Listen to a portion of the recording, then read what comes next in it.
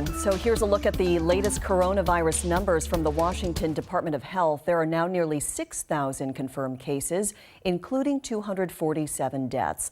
The state says nearly 75,000 people have tested for the virus, and just 8% of the results were positive.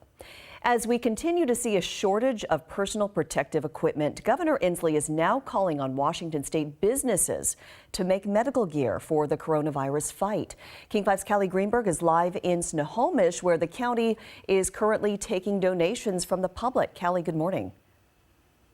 Good morning. They recently opened 2 donation sites here in Snohomish County. This one at Willis Tucker Park. What they are accepting are PPE donations that are brand new and unopened.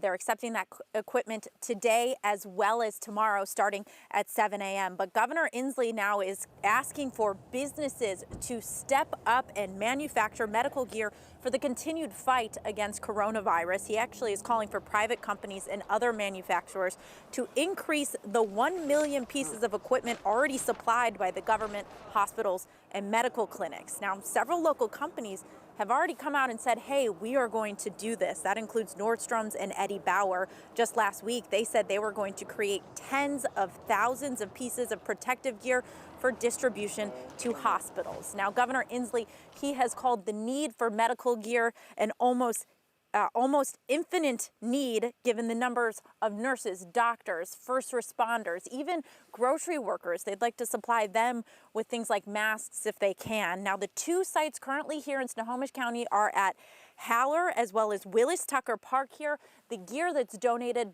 must be new and unopened. Again, they're accepting it today and tomorrow. But if you have gear you'd like to donate and you're not in Snohomish County, or if you are a business who thinks you can manufacture some gear or thinks you can help out in some way, we do have a link that provides you all the information on how you can get in contact, how you can make this happen. All you have to do is text the word PPE, or the letters PPE, to 206-448-4545, and we will send you a link directly to your phone so you can get the ball rolling on helping out. Back to you. All right, Callie Greenberg in Snohomish this morning. Thank you, Callie. Sources tell NBC that the federal government's stockpile of masks, gowns, and other protective gear is nearly depleted. Tracy Potts is in Washington with that and the fight brewing on Capitol Hill. Nurses protesting in San Jose, healthcare workers across the country in fear. I worry about taking this home to my family. There's not enough protective equipment to go around as they fight the coronavirus. Tell the governors, get it yourself if you can from your local companies and your local warehouses. President Trump says the federal government and states are in a bidding war as manufacturers jack up prices. 2 sources tell NBC the national stockpile is now nearly depleted. The only weapon we have is the social distancing, and we've seen evidence that social distancing can work. Florida's governor took heat for not pushing social distancing to clear crowded beaches. Now he's issued a stay-home order after outpacing 45 states with the most cases. It makes sense to make this move now. The USS Teddy Roosevelt near Guam is offloading 2,700 sailors after nearly 100 tested positive. Once the virus gets on a ship like that, it's going to spread. On Capitol Hill, Republican Senate leader Mitch McConnell is saying no to a 4th coronavirus stimulus with money for health care, housing, transportation.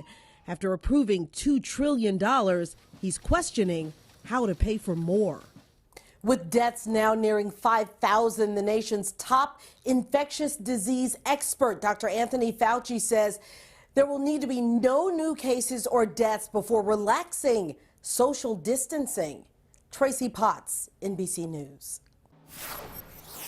Well, among the heroes on the front lines of medical staff are the respiratory therapists, the people who actually operate the ventilators. Our King 5's Ted Land spoke with a pair of them who say right now the work is stressful and taking an emotional toll, but it's essential.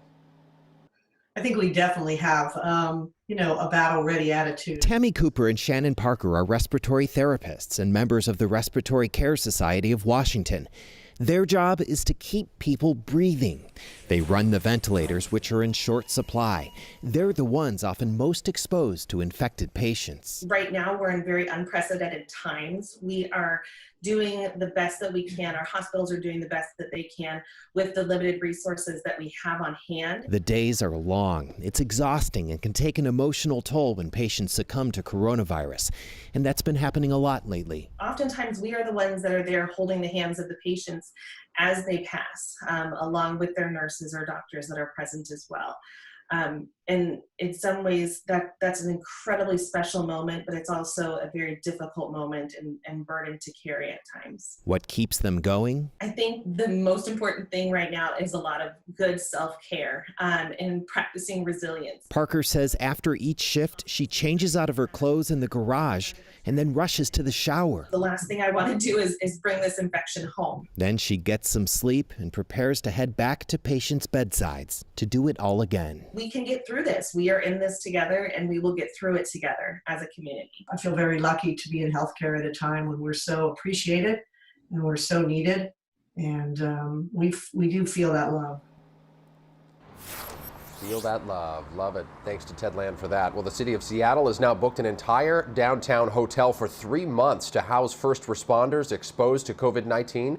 The city says it will spend at least $2.8 million to book rooms at the Executive Hotel Pacific. That cost is reimbursed by FEMA. First responders who can't isolate or quarantine at home will stay there.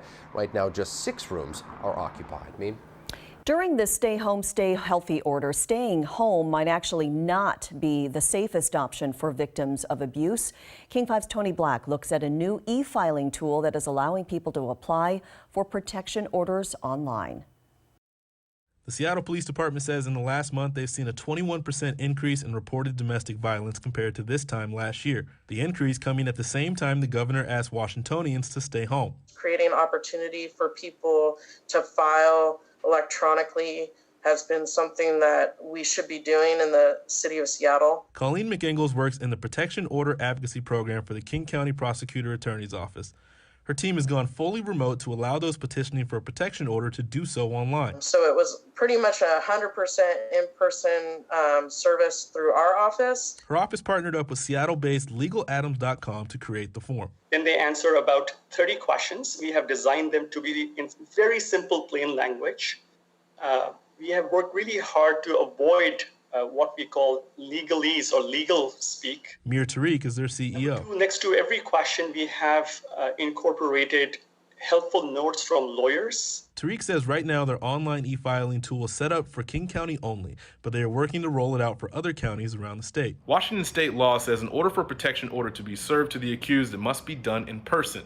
Colleen says they are waiting on guidance from the state Supreme Court to see if they could serve the accused electronically, and that could suffice given the circumstances of the coronavirus. She adds that any order that involves removing weapons or vacating someone out of a home will still be done in person. McIngles says her team has worked to ensure survivors can apply for these orders safely, and though the response time isn't as immediate as going into a courtroom, they'll get a same or next day response. We just really want people to know that we're open, we're here, we're listening, we want to assist you. Tony Black, King 5 News.